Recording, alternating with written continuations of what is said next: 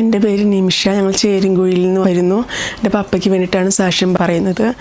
2 വർഷം മുമ്പ് പപ്പയ്ക്ക് സ്ട്രോക്ക് വന്ന് പപ്പ പാരലൈസ്ഡ് ഫുൾ ഹോസ്പിറ്റലിലായിരുന്നു.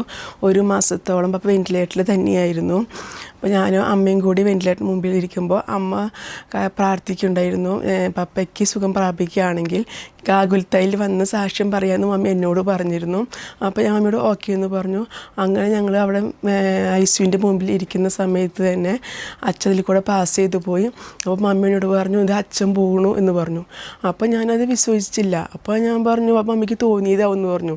അപ്പോൾ മമ്മി പറഞ്ഞു, അല്ല, ഞാൻ അച്ഛനോട് ചെന്ന് പറയാൻ പോവാ, പപ്പയ്ക്ക് പ്രാർത്ഥിക്കണം എന്ന് പറഞ്ഞു, പറയാൻ പോവാന്ന് പറഞ്ഞു. അപ്പോൾ ഞാൻ പറഞ്ഞു, മമ്മി നമ്മളങ്ങനെ ചെന്ന് പറഞ്ഞ് അച്ഛൻ പ്രാർത്ഥിക്കില്ല, തിരക്ക് പിടിച്ചവരാരെങ്കിലും കൊണ്ടുവരണതായിരിക്കും, മമ്മി പറയണ്ടെന്ന് പറഞ്ഞു.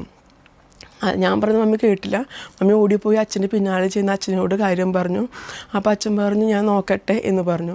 അത് കഴിഞ്ഞ് അച്ഛൻ ചെന്ന് ചോദിച്ചിട്ട് അവർ അച്ഛനെ കടത്തി വിട്ടു. മമ്മിയും അച്ഛനും കൂടി പ്രാർത്ഥിക്കാൻ ഉള്ളിലേക്ക് പോയി. കാരണം എനിക്ക് വിശ്വസിക്കാൻ പറ്റിയില്ലായിരുന്നു, നമ്മളെ വിളിച്ചിട്ടല്ലായിരുന്നു അച്ഛൻ വന്നത്. പക്ഷെ അച്ഛൻ ഉള്ളിൽ ചെന്ന് പ്രാർത്ഥിക്കാനുള്ള മനസ്സ് കാണിച്ചു. മമ്മി പെട്ടെന്ന് ചെന്ന് പറഞ്ഞപ്പോൾ തന്നെ അങ്ങനെ മമ്മിയും അച്ഛനും കൂടി പ്രാർത്ഥിച്ച് ഇറങ്ങി വന്നു.